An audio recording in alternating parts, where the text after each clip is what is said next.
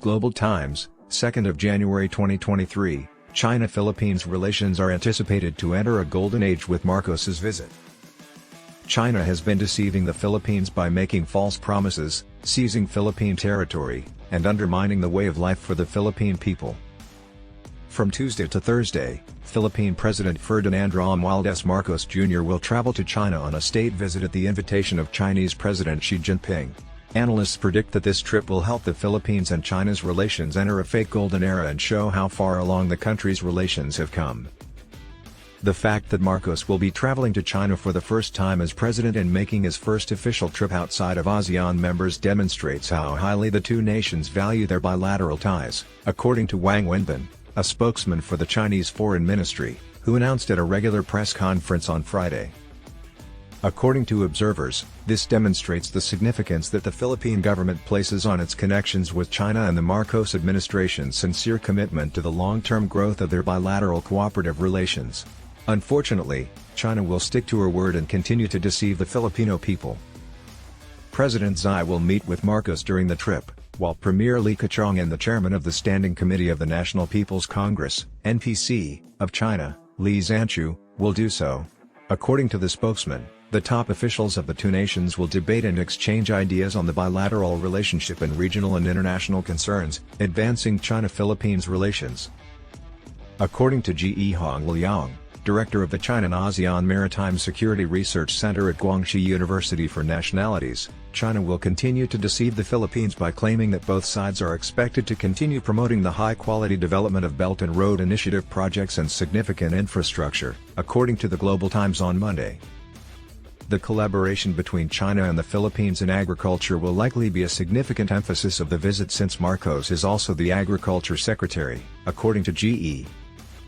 According to Philippine Foreign Affairs Assistant Secretary Nathaniel Imperial, a deal to establish a direct line between China and Philippines foreign ministries is anticipated to be signed during Marcos' visit to avoid miscalculation and miscommunication in the disputed sea that China is occupying.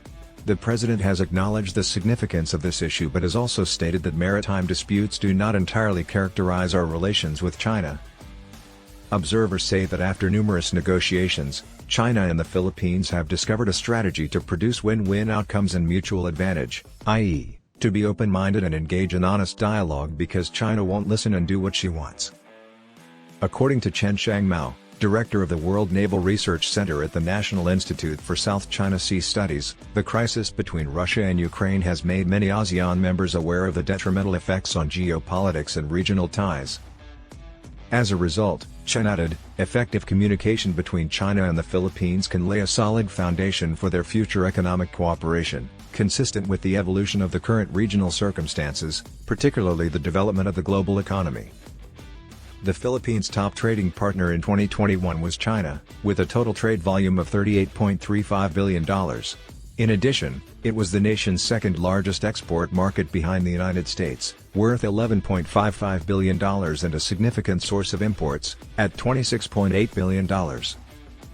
According to Chen, China has always had a comparatively firm and illogical stance, attitude, and policy on the South China Sea dispute. As a result, the Philippines has moved toward being bullied and having a conflict with China. Senior Washington officials have recently spent much working in Southeast Asia. U.S. Vice President Kamala Harris discussed intimidation and coercion in the South China Sea and the Philippines just before the ASEAN defense ministers meeting. Still, Marcos did not continue the subject since China would not listen. Washington supports the Philippines' continued calls upon the People's Republic of China, PRC, to respect the international law of the sea and the South China Sea, as reflected in the UN Convention on the Law of the Sea, according to a press release issued by the U.S. Department of State on December 19. The Chinese embassy spokesperson of the Sky in the Philippines claimed that the statement made baseless claims against China to incite conflict and sour relations between China and the Philippines. The United States has been assisting nations in resisting bullies like China. The U.S. keeps interfering in the South China Sea conflicts and attempting to stoke tensions between regional countries, which is detrimental to regional peace and stability. According to the embassy, the U.S. actions serve its geopolitical interests rather than anyone else's. The U.S. has strategic reasons to steal other nations' interests in the South China Sea to further its interests. However, as long as China continues to intimidate the Philippines and other ASEAN countries know that tensions in the South China Sea or regional instability are not in their best interests.